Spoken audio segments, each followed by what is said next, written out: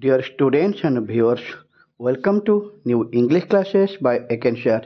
Dear students, आज आम Odisha plus two board plus two first year पिलांकर गोटे इंग्लिश पोएम पढ़ा जहाँकि आम पार्ट वन पढ़ी सारी आम English poem the Inchcape Rock part two टी यूनिट टू टी पढ़ा जाऊे Inchcape Rock plus two first year arts commerce science सब पिला दरकार अति सहज सरल भाषा में बुझे दी जाए the Inchcape Rock by Robert Southey आम यूनिट टू पढ़ा जाऊे रॉबर्ट साउदी हम डिस्कसन करना रॉबर्ट साउदी 12 अगस्त 1774 जन्मग्रहण करते 21 मार्च 1843 मृत्युवरण करते was an English romantic poet and poet laureate from 1813 to his death in 1843 से 1813 मसीह पोएट लॉरेट अवार्ड पाते कविराज उपाधि पाई सारी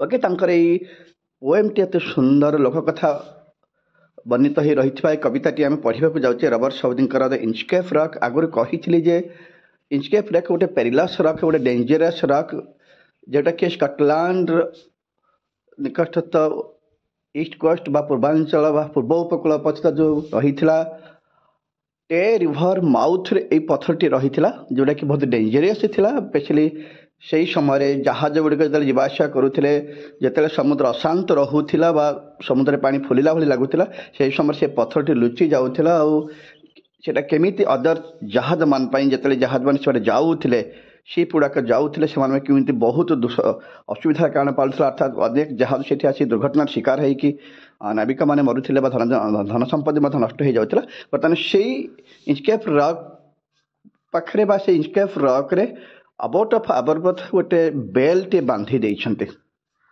देखा पार्ट टू रे कवि कौन एक्सप्लेन करुँच आम पार्ट वन तो देखी सारीचे जानी सारीचे पार्ट टू रे देखा एक्जाक्टली पोएमटी कौन मेंशन करा जाउचे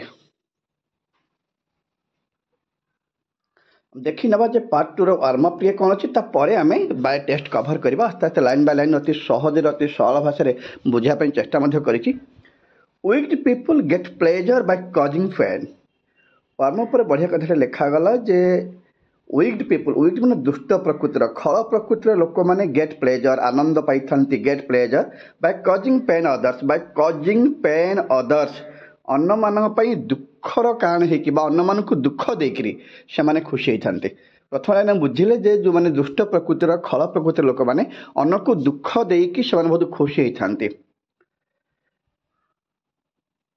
रीड द फॉलोइंग आम ये पढ़ा जे एक्जाक्टली केते सत केते मिछ लेखाटी वार्म अप लेखाटी सहित केते सत बा केते मिछ रही आम कभर कर बढ़िया कथाटी कवि कहले जे मैंने खल प्रकृतिर लोक से केबे हेले कहार भल चिंता करते ना जदि बा कहार किसी भल चिंता करती से अलग कथा कि प्रायतः केबे भी कहार भल चिंता करि न थांती बरं से अन्न मान सब बेले दुखर कारण होगा चेष्टा करते आ स्पेशली से अन्न को दुख देकी ही अधिक खुशी होते ओके आम इचकेप रॉक पोएमटीर पार्ट टू बा यूनिट टू पढ़ा जाऊे बर्तमान आम टेस्ट कभर करना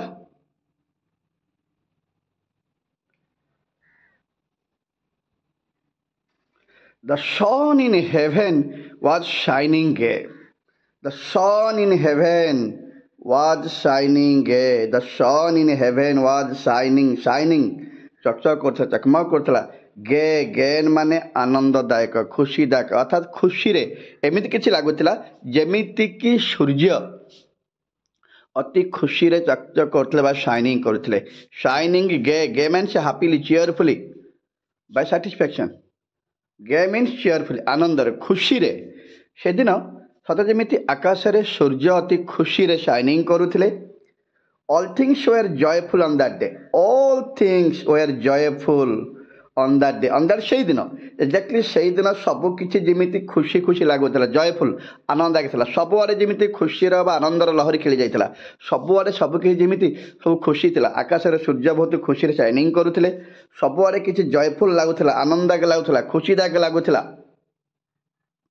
The sea birds screamed as they wheeled around. The sea birds screamed as they wheeled around. Wheeled around माने चक्राकार घुली बुरीबा जेते बेले सामुद्रिक पक्षी माने स्क्रीमिंग करुथिले ଚକ୍ର ଆକାରରେ ଘୁରି ବୁଲି ଯେତେବେଳେ ସ୍କ୍ରିମିଂ ମାନେ କିଚିରିମିଚି ଶବ୍ଦ କରିବା ବା ସେମାନଙ୍କର ଶବ୍ଦ କରିବା, ଯେତେବେଳେ ପକ୍ଷୀ ଗୁଡ଼ିକ ସମୁଦ୍ରରେ, ଯେହେତୁ ସେମାନେ ସମୁଦ୍ରରେ ବୁଲୁଥିଲେ, ସେମାନେ ଚକ୍ର ଆକାରରେ ହିଁ ଘୁରି ବୁଲୁଥିଲେ, ସମୁଦ୍ରରେ ଆସି ବସୁଥିଲେ, ପୁଣି ସମୁଦ୍ର ଉଠିକି ଉପରକୁ ଯାଉଥିଲେ। ସେମାନେ ଯେତେବେଳେ ସେଠି ଚକ୍ର ଆକାରରେ ଘୁରି ବୁଲୁଥିଲେ, ସ୍କ୍ରିମିଂ କରୁଥିଲେ ବା ସବୁ କିଚିରିମିଚିରି ଶବ୍ଦ ସୃଷ୍ଟି କରୁଥିଲେ, and there was a joyance in their sound, and there was joyance ମାନେ ଆନନ୍ଦ ବା ଖୁସି, joyance ପିସଫୁଲ, ଶାନ୍ତି, ଖୁସି, ଆନନ୍ଦଦାୟକ ଭାବ। there was a joyance in their sound, in their sound କାହାକୁ କୁହାଯାଇଛି? ପକ୍ଷୀମାନଙ୍କର କାକଳି ବା ଶବ୍ଦ, in their sound, ସାଉଣ୍ଡ ମାନେ ଶବ୍ଦ, କାକଳି। ଏଠୁ ଗୋଟିଏ ଲାଇନ୍ ସେ କ'ଣ କହିବାକୁ ଚାହୁଁଥିଲେ ଯେ ସେଦିନ ଆକାଶରେ ସବୁ କିଛି ଖୁସି ଖୁସି ଲାଗୁଥିଲା, ଜୟ ଲାଗୁଥିଲା। ସୂର୍ଯ୍ୟ ନିଜେ ହିଁ ମାନେ ଅତି ଖୁସିରେ ସାଇନିଂ କରୁଥିଲେ, ସବୁଆଡ଼େ ସବୁ କିଛି ଖୁସିଦାୟକ ବା ଆନନ୍ଦଦାୟକ ଲାଗୁଥିଲା। ସାମୁଦ୍ରିକ ପକ୍ଷୀମାନେ ଯେତେବେଳେ ସେମାନେ ଚକ୍ର ଆକାରରେ ଘୁରି ବୁଲୁଥିଲେ, ସେମାନେ ସ୍କ୍ରିମିଂରୁ, କିଚିମିଚିରି ଶବ୍ଦରୁ ବା କାକଳିରୁ ଜଣାପଡ଼ୁଥିଲା କ'ଣ? ଦେୟାର ଜୟାଂଶ, ସେଠି ଯେମିତି ଜୟ ଲୁଚିଥିଲା, ଆନନ୍ଦ ଥିଲା, ଖୁସି ଥିଲା। ଇନ୍ ଦେୟାର ସାଉଣ୍ଡ, ସେମାନଙ୍କର କାକଳିରେ ବା ଶବ୍ଦରେ ବା ସେମାନଙ୍କର ସ୍କ୍ରିମିଂ ସାଉଣ୍ଡରେ ଏମିତି କିଛି ଲାଗୁଥିଲା ସତେ ଯେମିତି ସେମାନେ ବହୁତ ଖୁସି ବା ଆନନ୍ଦ ଥିଲେ। ସେମାନଙ୍କର ଯେଉଁ ସ୍କ୍ରିମିଂ ସାଉଣ୍ଡ, ସେମାନେ ଚକ୍ର ଆକାରରେ ମାନେ ହୋରିଲିଂ କରୁଥିଲେ, ଚକ୍ର ଆକାରରେ ଘୁରି ବୁଲୁଥିଲେ। ସେ ଚକ୍ର ଆକାରରେ ଘୁରି ବୁଲିବା ସମୟରେ ସେମାନଙ୍କର କାକଳିରୁ, ସେମାନଙ୍କର ଶବ୍ଦରୁ, ସେମାନଙ୍କର କିଚିରିମିଚିରି ଶବ୍ଦରୁ ଲାଗୁଥିଲା ସତେ ଯେମିତି ସେମାନେ ବହୁତ ଖୁସି, ଜୟାଂଶ, ଆନନ୍ଦ ବା ଖୁସି ରହିଛନ୍ତି। The boy of the Inchcape whale was seen. The boy of the Inchcape whale was seen. The boy ବା ବା ଯେଉଁ କୁହାଯାଉଛି, ବୟଟା ହେଉଛି ଗୋଟେ ଫ୍ଲୋଟିଂ ଅବଜେକ୍ଟ ବା ଗୋଟେ ସୋଲୋ ବୋଲି କହିପାରିବା ଆମେ, ଯେଉଁ ପଦାର୍ଥଟି ପାଣିରେ ଭାସିଥାଏ ବା ଗୋଟେ ଭାସମାନ ପଦାର୍ଥ ଯାହାକି ପାଣିରେ ବୁଡ଼ି ନଥାଏ। ବୟ କଥାଟା ଆମେ ଆଗରୁ ଶୁଣିଥିଲେ ନା, ଆବର୍ପଥ କ'ଣ କରିଥିଲେ, ଯେଉଁ ବେଲ୍ଟଟି ବାନ୍ଧିଥିଲେ ମନେ ପକାଅ, ଗୋଟେ ଇଞ୍ଚକେପ୍ ବେଲ୍ଟରେ ଗୋଟେ ବେଲ୍ଟ ବାନ୍ଧିଥିଲେ। ସେ ବେଲ୍ଟକୁ ଡାଇରେକ୍ଟ ବାନ୍ଧି ନଥିଲେ, ସେ ଗୋଟେ ବୟ ଉପରେ, ଏଇ ଯେଉଁ ବୟ କୁହାଯାଉଥିବା ବୟ ଉପରେ ଗୋଟେ ଫ୍ଲୋଟିଂ ଅବଜେକ୍ଟ ଉପରେ ହିଁ ବାନ୍ଧି ଦେଇଥିଲେ, ଯାହାକି ପାଣିରେ ଭାସମାନ ଅବସ୍ଥାରେ ରହୁଥିଲା ବା ପାଣିରେ ବୁଡ଼ି ନଥିଲା। କହିବ ତାହେଲେ ସେଇ ବିଷୟରେ କହିବାକୁ ଚାହୁଁଛନ୍ତି। The buoy of the Inchcape bell, Inchcape ବେଲ୍ର ବେଲ୍ଟଟା ୱାଜ୍ ସିନ୍, ଦେଖାଯାଉଥିଲା। ଇଞ୍ଚକେପ୍ ରକ୍ର ବନ୍ଧା ଯାଇଥିବା ଯେଉଁ ବେଲ୍ଟଟି ବନ୍ଧା ଯାଇଥିଲା, ଆକ୍ଚୁଆଲି ବେଲ୍ଟଟି ଡାଇରେକ୍ଟ ପଥର ସହିତ ବନ୍ଧା ଯାଇନଥିଲା, ସେ ଗୋଟେ ବୟ ଉପରେ ବନ୍ଧା ଯାଇଥିଲା। ଏ ଯେଉଁ ବୟ ଉପରେ କୁହାଯାଇଛି, ଏଇ ଫ୍ଲୋଟିଂ ଅବଜେକ୍ଟ ଉପରେ ବେଲ୍ଟଟି ବନ୍ଧା ଯାଇଥିଲା। ଏଇଟା ଦୂରରୁ ୱାଜ୍ ସିନ୍, ଦୂରରୁ ଦେଖାଯାଉଥିଲା। ଅର୍ଥାତ୍ ଗୋଟିଏ କଥା ମୁଁ ବୁଝିଲେ, ଇଞ୍ଚକେପ୍ ବେଲ୍ ବା ଯେଉଁ ଇଞ୍ଚକେପ୍ ବା ପଥରରେ ଯେଉଁ ଇଞ୍ଚକେପ୍ ରକ୍ରେ ବନ୍ଧା ଯାଇଥିବା ଯେଉଁ ବେଲ୍ଟଟି, ତାର ବୟଟି ଦେଖାଯାଉଥିଲା ବା ଫ୍ଲୋଟିଂ ଅବଜେକ୍ଟଟି ଦୂରରୁ ଦେଖାଯାଉଥିଲା। କାରଣ ଯେହେତୁ ପଥର ସହିତ ଡାଇରେକ୍ଟ ବନ୍ଧା ଯାଇନଥିଲା, ଗୋଟେ ବେଲ୍ଟ ଗୋଟେ ବୟ ସହିତ କନେକ୍ଟ କରାଯାଇଥିଲା, ବୟ ଉପରେ ହିଁ ବେଲ୍ଟଟି ବନ୍ଧା ଯାଇଥିଲା, ଯେମିତିକି ବେଲ୍ଟଟି ପାଣିରେ ଭାସିବ। ଯେହେତୁ ଫ୍ଲୋଟିଂ ଅବଜେକ୍ଟ ରହୁଥିଲା, ବୟଟି ରହୁଥିଲା ଫ୍ଲୋଟିଂ ଅବଜେକ୍ଟ, ସେଇଟା ବୁଡ଼ିବ ନାହିଁ, ତା ଉପରେ ବେଲ୍ଟ ରହିବ, ଆବଶ୍ୟକ ସମୟରେ ସେଇଟା ଶବ୍ଦ ସୃଷ୍ଟି କରିପାରିବ। ସେଇଟା ଦୂରରୁ ଦେଖାଯାଉଥିଲା। A darker speck on the ocean green, a darker speck, speck ମାନେ ସ୍ପଟ୍, ଗୋଟେ ସ୍ମଲ୍ ସ୍ପଟ୍ଟେ, ସ୍ମଲର ସ୍ପଟ୍ଟେ, ଛୋଟିଆ ସ୍ଥାନଟିଏ, ଜାଗାଟିଏ, ଡାର୍କର, ଟିକେ କଳା ଦେଖାଯାଉଥିବା, କଳା ଦେଖାଯାଉଥିବା, ଦୂରରୁ ଟିକେ ଟିକେ କଳା ଦେଖାଯାଉ ଗୋଟେ ଛୋଟିଆ ସ୍ପଟ୍ଟେ ଥିଲା। ଅନ୍ ଦ ଓସେନ୍ ଗ୍ରୀନ୍, ନୀଳ ସମୁଦ୍ରରେ, ଓସେନ୍ ଗ୍ରୀନ୍, ନୀଳ ସମୁଦ୍ରରେ ଏହା ଏକ କଳା ଦାଗର ଛୋଟିଆ ବା କଳା ରଙ୍ଗର ବା ଅଳ୍ପ ଟିକେ କଳା ଦେଖାଯାଉଥିବା ଗୋଟିଏ ଛୋଟ ସ୍ପଟ୍ ଭଳି ଲାଗୁଥିଲା। A darker speck on the ocean green, ଯେଉଁ ଫ୍ଲୋଟିଂ ଅବଜେକ୍ଟ ଉପରେ ବେଲ୍ଟଟି ବନ୍ଧା ଯାଉଛି ବା ବନ୍ଧା ଯାଇଥିଲା, ଏଇଟା ଦୂରରୁ ସିନ୍, ଦୂରରୁ ଦେଖାଯାଉଥିଲା। ଏଇଟା କେମିତି ଭଳି ଦେଖାଯାଉଥିଲା ନା, ଗୋଟେ ଡାର୍କର ସ୍ପେକ୍ ଭଳି, ଗୋଟେ ଛୋଟ କଳାର, ଗୋଟେ ଛୋଟ କଳାର ଦାଗଂଶ ବା ଚିହ୍ନଟିଏ ବା ଛୋଟ ସ୍ପଟ୍ଟିଏ ବା ଜାଗାଟିଏ, ଗୋଟେ ସ୍ପଟ୍ ଅନ୍ ଦ ଓସେନ୍, ନୀଳ ସମୁଦ୍ରରେ ଏଇଟା ଗୋଟେ ଛୋଟିଆ କଳା ରଙ୍ଗର ବା ଟିକେ କଳା ସ୍ପଟ୍ ବା ସ୍ମଲ୍ ସ୍ପଟ୍ଟେ ଭଳି ଦେଖାଯାଉଥିଲା। ସାର୍ ରାଲ୍ଫ ଦ ରୋଭର ୱାକ୍ଡ ହିଜ୍ ଡେକ୍, ସେତିକି ବେଳକୁ କ'ଣ ଦେଖାଯାଉଛି? ସାର୍ ରାଲ୍ଫ ଦ ରୋଭର, ରୋଭର ମାନେ ପାଇରେଟ୍ କହିପାରିବା। ସାର୍ ରାଲ୍ଫ ଦ ରୋଭର ଜଣେ ପାଇରେଟ୍ ଥିଲେ, ଜଣେ ଜଳଦସ୍ୟୁ ଥିଲେ। ସାର୍ ରାଲ୍ଫ ଦ ରୋଭର ସେ କିଏ ଥିଲେ ନା, ସେ ଜଣେ ଜଳଦସ୍ୟୁ ଥିଲେ। ଜଳଦସ୍ୟୁ ମାନେ କ'ଣ ଥିଲେ? ଜଳଦସ୍ୟୁ ମାନେ ସାଧାରଣତଃ ସମୁଦ୍ରରେ ଲୁଟପାଟ କରିଥାନ୍ତି ଜାହାଜମାନଙ୍କୁ ବା ନାବିକମାନଙ୍କୁ, ସେମାନଙ୍କୁ ଲୁଟପାଟ କରିଥାନ୍ତି। ଏମାନଙ୍କର କାମ ହେଲା ପାଇରେଟିଂ କରିବା ସମୁଦ୍ରରେ। ରାଲ୍ଫ ଦ ରୋଭର ହେଲା ଜଣେ ପାଇରେଟ୍ ବା ଜଣେ ଜଳଦସ୍ୟୁ, ଯାହାର କାମ ହେଲା ସମୁଦ୍ରରେ ନାବିକମାନଙ୍କୁ ହେଉ ବା ଲୋକମାନଙ୍କୁ ହେଉ, ଜାହାଜରେ ଯାଉଥିବା ଲୋକମାନଙ୍କୁ ଲୁଣ୍ଠନ କରି, ଲୁଟପାଟ କରି ସେମାନେ ଧନ ସମ୍ପତ୍ତି ନେଇଯାଇଥାନ୍ତି। ସେ କ'ଣ କରିଥିଲେ? ସେ ରାଲ୍ଫ କ'ଣ କରିଥିଲା? ରାଲ୍ଫ ଦ ରୋଭର ୱାକ୍ଡ ହିଜ୍ ଡେକ୍, ୱାକ୍ଡ ଚାଲୁଥିଲା, ହିଜ୍ ଡେକ୍ ତା ଜାହାଜର ଡେକ୍ ଉପରେ ଚାଲୁଥିଲା ବା ଏପଟ ସେପଟ ହେଉଥିଲା। ସାର୍ ଦ ରୋଭର ଦ ଡେକ୍ କ'ଣ କରୁଥିଲା ନା, ତା ଜାହାଜର ଡେକ୍ ଉପରେ ଏପଟ ସେପଟ ହେଉଥିଲା। And fixed his eyes on the darker speck and fixed his eyes. ସେ କ'ଣ କରିଥିଲା ତା ଆଖିକୁ ଫିକ୍ସ ଅର୍ଥାତ୍ ତାର ଗୋଟିଏ ଲକ୍ଷ୍ୟ ଥିଲା ଆଣ୍ଡ ଫିକ୍ସଡ ହିଜ୍ ଆଇଜ୍। ସେ ତା ଆଖିକୁ ଫିକ୍ସ କରିଥିଲା କେଉଁଠି ଅନ୍ ଦ ଡାର୍କର ସ୍ପେକ୍। ଏଇ ଡାର୍କର ସ୍ପେକ୍ଟା କ'ଣ କହିଥିଲି ନା ଡାର୍କର ସ୍ପେକ୍ଟା ହେଉଛି সেই ইনକେପ୍ ରକ୍ରେ ବନ୍ଧା ଯାଇଥିବା ଫ୍ଲୋଟିଂ ଅବଜେକ୍ଟ ଉପରେ ଯେଉଁ ବେଲ୍ଟ ବନ୍ଧା ଯାଇଛି ସେଇଟା। ଏଇଟା ଆଚ୍ଛା ବଏଟ କଥା କହିପାରିବା ଏକ୍ଜାକ୍ଟଲି ଯେଉଁ ବୟ ଉପରେ ବେଲ୍ଟ ବନ୍ଧା ଯାଇଛି ସେଇ ବୟ କଥାଟା କହିପାରିବା, ଫ୍ଲୋଟିଂ ଅବଜେକ୍ଟ କଥାଟା ହିଁ କହିପାରିବା। ଅର୍ଥାତ୍ ସେଇ ଡକାୟତର ସେଇ ଦସ୍ୟୁର ସେଇ ଜଳଦସ୍ୟୁର ଲକ୍ଷ୍ୟ ଗୋଟିଏ ଜାଗାରେ ଥିଲା କାହା ଉପରେ ନା ଏଇ ଡାର୍କର ସ୍ପେକ୍ ଉପରେ। ଡାର୍କର ସ୍ପେକ୍ଟା କ'ଣ କହିଥିଲି ନା ଇନକେପ୍ ରକ୍ରେ ବନ୍ଧା ଯାଇଥିବା ଯେଉଁ ଫ୍ଲୋଟିଂ ଅବଜେକ୍ଟଟା ବୟଟା ଥିଲା ତାପରେ ଯେଉଁ ବନ୍ଧା ଯାଇଥିବା ବେଲ୍ଟଟା ସେଇ ଜାଗାଟି ବା ସେଇଟାକୁ କ'ଣ କୁହାଯାଇଥିଲା ଡାର୍କର ସ୍ପେକ୍। ଗୋଟେ ଛୋଟ ସ୍ମଲ୍ ସ୍ଥାନଟିଏ ବୋଲି କୁହାଯାଉଥିଲା, କଳା ରଙ୍ଗର ଛୋଟିଆ ସ୍ମଲ୍ ସ୍ଥାନଟିଏ ତାର ଉପରେ। ଅର୍ଥାତ୍ এই ପାଇରେଟ୍ ଜଣ କ'ଣ କରୁଥିଲା ନା ତା ଜାହାଜରେ ଚାଲି ଚାଲିକିରି ତା ଡେକ୍ ଉପରେ ଜାହାଜ ଡେକ୍ ଉପରେ ଚାଲି ଚାଲିକିରି ତାର ଆକ୍ଚୁଆଲି ଗୋଟିଏ ଆଖି ନିବେଶ କରିଥିଲା ବା ସେ କହିପାରିବା ଆମେ ତାର ଆଖି ଗୋଟିଏ ଲକ୍ଷ୍ୟ ରଖିଥିଲା ସେ ବା ତା ଆଖି ସେ ଗୋଟେ ଆଖିରେ ଫିକ୍ସ କରିଥିଲା ଯେମିତି ସତ ଯେମିତି ତାର ଲକ୍ଷ୍ୟ ଗୋଟିଏ ଜାଗାରେ ପଡ଼ିଯାଇଥିଲା ବା ସେ ଗୋଟିଏ ଜାଗାକୁ ଚାହିଁ ରହିଥିଲା ବା ତା ଆଖି ଫିକ୍ସ କରିଥିଲା। କେଉଁ ଜିନିଷଟା ନା ସେ ଡାର୍କର ସ୍ପେକ୍ ଉପରେ ଲକ୍ଷ୍ୟଟି ପଡ଼ିଥିଲା। ଅନ୍ୟ କୁଆଡ଼େ ନା ତା ଆଖି ବା ଲକ୍ଷ୍ୟଟି କାହା ଉପରେ ପଡ଼ୁଥିଲା ବା ସେ ବାରମ୍ବାର ତାକୁ ହିଁ ପଏଣ୍ଟ ଆଉଟ୍ କରୁଥିଲା, ସେ ଡାର୍କର ସ୍ପେକ୍କୁ ହିଁ ଚାହିଁକି ରହିଥିଲା। He felt the cheering power of a spring. He ପିଲେ କାହା କୁହାଯାଇପାରିବ he ହେଲା the pirate ବା ରାଲ୍ଫା। He felt ଅନୁଭବ କରୁଥିଲା the cheering power of a spring। ପିଲା ଆମେ ଜାଣିଛେ ସ୍ପ୍ରିଙ୍ଗ ସିଜନରେ ସ୍ପ୍ରିଙ୍ଗ ଯାହାକୁ ଆମେ ବସନ୍ତ ଋତୁ ବୋଲି କହିଥାଏ, ଋତୁରାଜ ବସନ୍ତ ବୋଲି କୁହାଯାଇଥାଏ, ସେ ସମୟରେ ମନମୁଗ୍ଧ କଲା ଭଳି ପରିବେଶ ସୃଷ୍ଟି ହୋଇଥାଏ। ସତେ ଯେମିତି ଏମିତି ଲାଗୁଥିଲା ତାକୁ ଯେମିତି ଚିୟର ମାନେ ଆନନ୍ଦ ବା ଖୁସି ପ୍ରଦାନ କରିପାରୁଥିବା। ଅର୍ଥାତ୍ ରାଲ୍ଫା କ'ଣ କରୁଥିଲା ନା ତାକୁ ସତେ ଯେମିତି ସ୍ପ୍ରିଙ୍ଗ ସିଜନର ଚିୟରିଂ ପାୱାର ଆନନ୍ଦ ବା ଖୁସି ଦେଲା ଭଳି ସେ କିଛି ଅନୁଭବ କରୁଥିଲା। ସତେ ଯେମିତି ନିଜେ ରାଲ୍ଫ ଦ ରୋଭର କ'ଣ କରୁଥିଲା ନା ସ୍ପ୍ରିଙ୍ଗ ସିଜନର ଫିଲିଂଟାକୁ ତ ଅନୁଭବ ସେ କରୁଥିଲା ଯେମିତି ସତେ ଯେମିତି ସେ ସ୍ପ୍ରିଙ୍ଗ ସିଜନକୁ ଅନୁଭବ କରୁଥିଲା। ଚିୟରିଂ ପାୱାର ଚିୟରିଂ ମାନେ ଆନନ୍ଦ ବା ଖୁସି ପ୍ରଦାନ କରୁଥିବା ତାକୁ ସେମିତି ସେଦିନ ଲାଗୁଥିଲା। କାହିଁକି ରାଲ୍ଫ କ'ଣ କରୁଥିଲା ସେ ତ ଯେଉଁ ଖୁସି ହେଉଥିଲା ସତେ ଯେମିତି କ'ଣ ସ୍ପ୍ରିଙ୍ଗ ସିଜନର ଚିୟରିଂ ପାୱାରଟା ତାକୁ ଅନୁଭବ ଆସୁଛି ବା ସେ ଅନୁଭବ କରୁଛି କ'ଣ ନା ସ୍ପ୍ରିଙ୍ଗ ବସନ୍ତ ଋତୁର ଆନନ୍ଦ ବା ଖୁସି ଆମୋଦ ପ୍ରଦାନକାରୀ ଅନୁଭୂତି ତା ସାମ୍ନାକୁ ପଳେଇ ଆସୁଥିଲା ଯେମିତି। He felt the cheering power of the spring. It made him whistle, it made him sing. It made him whistle. It means କ'ଣ ପିଲେ the cheering power of a spring. It made him whistle। ତାଙ୍କର ଏତେ ଭଲ ଲାଗୁଥିଲା ତା ଅନୁଭୂତି ଏତେ ଭଲ ଥିଲା ଯେ ତାକୁ ସତରେ ଲାଗୁଥିଲା କ'ଣ ସ୍ପ୍ରିଙ୍ଗ ସିଜନର ଚିୟରିଂ ପାୱାର ତାକୁ ସହିତ ସେ କନେକ୍ଟ ରହୁଛି ବା ଫିଲ୍ କରୁଛି। ସେମିତି କ'ଣ କରୁଥିଲା ଏଇଟା ତାକୁ କ'ଣ କରୁଥିଲା ଇଟ୍ ମେଡ୍ ହିମ୍ ହୁଇସିଲ୍। ଅର୍ଥାତ୍ ଏଇ ଚିୟରିଂ ପାୱାର ଯେଉଁ କ'ଣ କରୁଥିଲା ନା ହୁଇସିଲ୍ ମାରିବାକୁ ସାହାଯ୍ୟ କରୁଥିଲା। ଅର୍ଥାତ୍ ସେ ଏତେ ଖୁସି ହେଇକି ହୁଇସିଲ୍ ମାରୁଥିଲା ଆଣ୍ଡ ଅଲସୋ ସିଂ ଏବଂ ମନେ ମନେ ଗୀତ ମଧ୍ୟ ଗାଉଥିଲା। ଇଟ୍ ମେଡ୍ ହିମ୍ ହୁଇସିଲ୍ ଇଟ୍ ମେଡ୍ ହିମ୍ ସିଂ। ଏଇ ଇଟ୍ କଥା କହୁଥିଲେ ଯେ ଚିୟରିଂ ପାୱାର ଫର୍ ସ୍ପ୍ରିଙ୍ଗ ଏ ବସନ୍ତ ଋତୁର ଚିୟରିଂ ପାୱାରଟା ତାକୁ ଏତେ ଭଲ ଲାଗିଥିଲା ସେ ଖୁସିରେ ହୁଇସିଲ୍ ମାରୁଥିଲା ଆଉ ମନେ ମନେ ଗୀତ ମଧ୍ୟ ଗାଉଥିଲା। ଇଟ୍ ମେଡ୍ ହିମ୍ ସିଂ ଇଏ ମଧ୍ୟ ସେ ଗୀତ ଗାଇବାକୁ ସାହାଯ୍ୟ କରୁଥିଲା।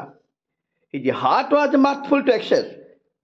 ହିଜ୍ ହାର୍ଟ କାହା କଥା କହିପାରିବା ହିଜ୍ ହାର୍ଟ ମାନେ କିଏ Ralph's heart was mirthful to excess. Mirthful ମାନେ ହାପି ବା ଖୁସି ହେବା ଟୁ ଏକ୍ସେସ୍ ସତେ ଲାଗୁଥିଲା ଯେମିତି ରାଲ୍ଫା ବହୁତ ଖୁସି ଥିଲା ଆବଶ୍ୟକ ଠାରୁ ଅଧିକ ଯେମିତି ଖୁସି ହେଇଯାଇଥିଲା। Heart was mirthful to excess excess ମାନେ ଅଧିକ ଜାଣିଛେ ମାର୍ଥଫୁଲ୍ ମାନେ ଆନନ୍ଦ ବା ଖୁସି ଅର୍ଥାତ୍ ଏମିତି ଲାଗୁଥିଲା ସତେ ଯେମିତି ରାଲ୍ଫା ଆବଶ୍ୟକ ଠାରୁ ଅଧିକ ଖୁସି ଜଣାପଡ଼ୁଥିଲା। କାରଣ ତାଙ୍କ ଏଇ ଚିୟରିଂ ପାୱାର ଫର୍ ସ୍ପ୍ରିଙ୍ଗ ଏତେ ଭଲ ଲାଗିଥିଲା। ଇଟ୍ ମେଡ୍ ହିମ୍ ହୁଇସିଲ୍ ହିମ୍ ମାନେ କିଏ ରାଲ୍ଫା ଇଟ୍ ମେଡ୍ ହିମ୍ ହୁଇସିଲ୍ ଇଟ୍ ମେଡ୍ ହିମ୍ ସିଂ ଏ ତାକୁ ସତେ ଏତେ ଭଲ ଲାଗିଥିଲା ସେ ଖୁସିରେ କ'ଣ କରୁଥିଲା ହୁଇସିଲ୍ ମାରୁଥିଲା ଗୀତ ଗାଉଥିଲା ଆଉ ସେ ଅତ୍ୟଧିକ ଖୁସି ମାର୍ଥଫୁଲ୍ ଟୁ ଏକ୍ସେସ୍ ଅତ୍ୟଧିକ ଖୁସି ଜଣାପଡ଼ୁଥିଲା। ତାକୁ ଏତେ ଭଲ ଲାଗୁଥିଲା ଆବଶ୍ୟକ ଠାରୁ ସେ ଅଧିକ ଖୁସି ଜଣାପଡ଼ୁଥିଲା। But Rover's mirth was wickedness. କିନ୍ତୁ ରୋଭର୍ସ ମାର୍ଥ ମାନେ ଆନନ୍ଦ ବା ଖୁସି ଏବେ ରୋଭରର ଏ ଯେଉଁ ଖୁସିଟା କ'ଣ ଥିଲା ୱିକେଡନେସ୍ ଦୁଷ୍ଟାମିର ହସ ବା ଦୁଷ୍ଟାମିର ଖୁସି। ଅର୍ଥାତ୍ ତା ମନ ଭିତରେ କିଛି ଗୋଟେ ଖରାପ ଉଦ୍ଦେଶ୍ୟ ରଖିକି ସେ ମନେ ମନେ ହସୁଥିଲା। ସେ ଯେଉଁ ହୁଇସିଲ୍ ମାରୁଥିଲା ବା ଗୀତ ଗାଉଥିଲା ବା ସେ ଯେଉଁ ଖୁସି ହେଉଥିଲା ତା ମନ ଭିତରେ ହୃଦୟରେ ଗୋଟିଏ ଦୁଷ୍ଟାମିର ଭାବନା ଆସିଥିଲା। ୱିକେଡନେସ୍ କିଛି ଦୁଷ୍ଟାମିର ଭାବନା ତା ମନେ ମନେ ରହିଯାଇଥିଲା। ସେ ମନେ ମନେ ହସୁଥିଲା ନାଚୁଥିଲା ଗୀତ ଗାଉଥିଲା କିନ୍ତୁ ତା ମନ ଭିତରେ ବାକ୍ୟର ହୃଦୟରେ ତା ଭିତରେ ଗୋଟେ ଦୁଷ୍ଟାମିର ସବୁ ଥିଲା, ଅର୍ଥାତ୍ ତା ମନ ଭିତରେ କିଛି ନା କିଛି ଗୋଟେ ଖରାପ ଉଦ୍ଦେଶ୍ୟ ରଖିକି ସେମିତି କରୁଥିଲା। ଏ ଯେଉଁ ହସୁଥିଲା, ନାଚୁଥିଲା, ଗୀତ ଗାଉଥିଲା, ଏ ସବୁ କିଛି ପଛରେ କିଛି ଗୋଟେ ଖରାପ ଉଦ୍ଦେଶ୍ୟ ତାର ମନେ ମନେ ରହିଥିଲା।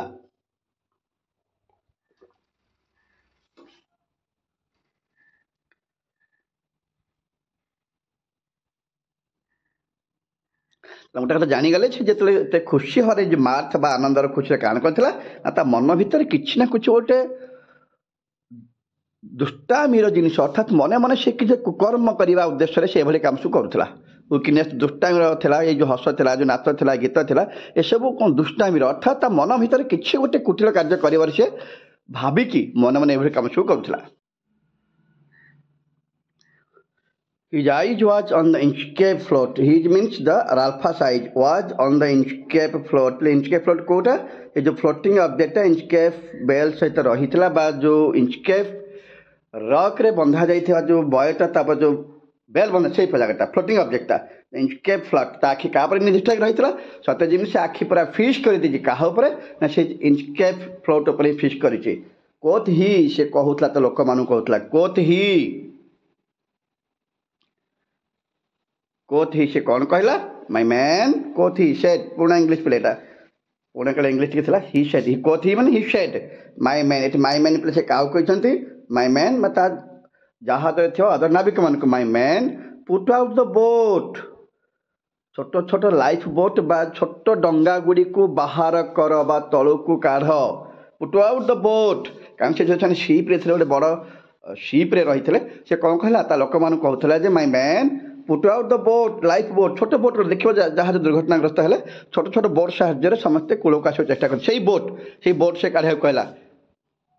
ଏ ମୋର ପ୍ରିୟ ନାବିକ ମାନେ କ'ଣ କର ପୁଟ୍ ଆଉଟ୍ ଦ ବୋଟ୍ କୁ କାଢ଼ ଆଣ୍ଡ ରୋ ମି ମିନ୍ସ के pirate and row me means कह मते रो बाहिनिय row me to the Inchcape Rock मते से इंचकेप रॉक निकट को डंगारे बाहिकी नहीं जाओ अर्थात मते डंगारे बसैकी से इंचकेप रॉक निकट को नहीं जाओ। रोमी मीन्स प्रवाहित कर बाहिनिय कौटी की ना से इंचकेप रॉक निकट को मते डंगारे बसई छोट डंगारे बसैकी से इंचकेप रॉक निकट को नहीं जाओ and I will flag the abbot of Aberbrothok I will flag means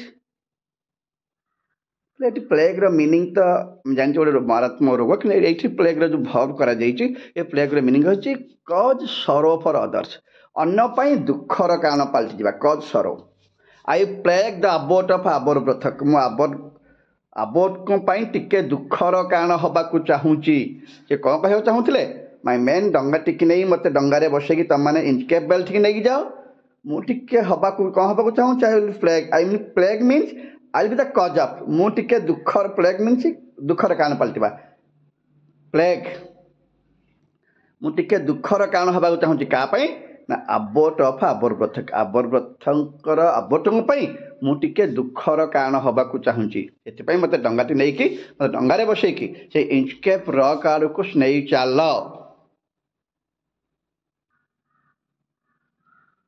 the boat is lowered the boatman row the boat is lowered गोटे छोट लाइफ बोट को जहाज रु तल को ओल्हे दिगला द बोटमैन रो तंकर बोटमैन माने नाविक माने मारिनार माने बोटमैन रो बाही नेले क्या राल्फा को से छोट डंगारे बसई से माने नहीं गले कुआड़ को and to the Inchcape Rock they go से कौटी गले एंड से गले कौटी की and to the Inchcape Rock they go they means mariner with Ralph they go they means mariner and Ralph मिसिकी से छोट बोट रे बसिकी कौटी गले ना इंचकेप बॉल टिके टिके चली गले से कहला बोट इज लोयर बोट को तलू करागला बोट मान बाही नहीं कुआड़ को इंचकेप रॉक आड़ को बाही नहीं sir Ralph bent over from the boat से पहुँची कला कौन से जगह पहुँचीगला इंचकेप रॉक पाखे पहुँचला देख राल्फा करुच्ची कौन sir Ralph bent over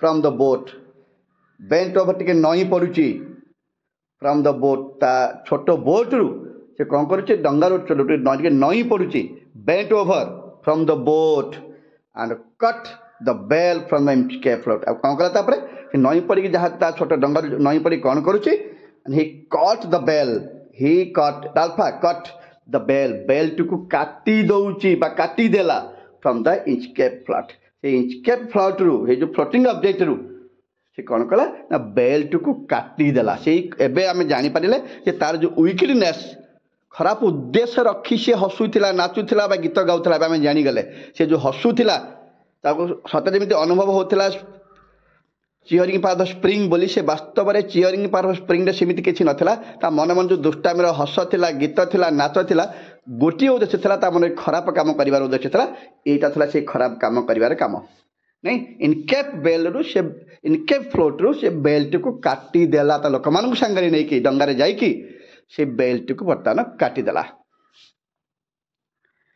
down sank the bell with a gurgling sound down sank बुड़ीगला डाउन शंक बुड़ीगला तलक डाउन शंक द बेल बेल्ट तलक बुड़ीगला विथ ए गर्गलिंग साउंड एक पर गर्गलिंग साउंड करी एक पर शब्द सृष्टि करी बेल्टी आस्ते आस्ते पानी भीतर को बुड़ी बुड़ी की चलिला द बबल्स रूच एंड ठीक से बोले कौन द बबल्स बबल माने बुदबुद गुड़ाक पानी फटका गुड़िक द बबल्स रोज उठिले बबल्स माता ये बुदबुद गुड़ाक पानी फटका उठिले एंड बस्ट अराउंड अब से जगार चारिपटे पुणी फाटिगले बबुल गुड़ाक ऊपर उठा आरंभ कले बुदबुद गुड़ाक बबुल गुड़ा सब पानी बुड़ीगला बेलटा फ्लोटिंग गर्गलिंग साउंड कर तलू तलू बुड़ी चलला ये कौन है ना बबुल गुड़ाक ऊपर को उठी आसिले एवं सेठी फाटिगले नर्माली से हुए जे किसी गोटे ऑब्जेक्ट को आम पानी भीतर पकड़े बुड़ी जाऊँगी किसी देखा जाए कि जेहेतु एयर गुड़ाक थाए सैड्रे से मैंने बबुल गुड़ाक ऊपर को उठे आप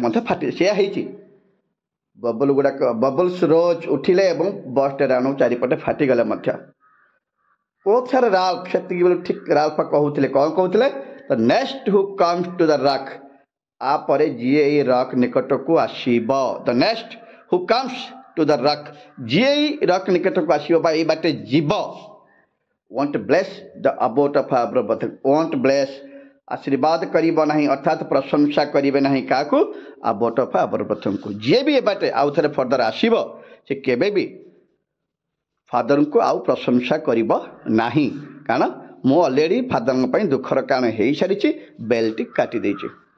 thank you dear students poem टी सरी जाइए जो मैंने बेसुधा मो चैनल को सब्सक्राइब करी ना please subscribe my channel as soon as possible जदि किसी भी डाउट रोचे तो मत कमेंट बॉक्स में पचारि पार बेल आइकन को निहाती क्लिक करूँ जमीक पड़ता सब इंपोर्टेंट वीडियो तुम पाखे अति सहजरे पहुँची पार। Thank you dear students.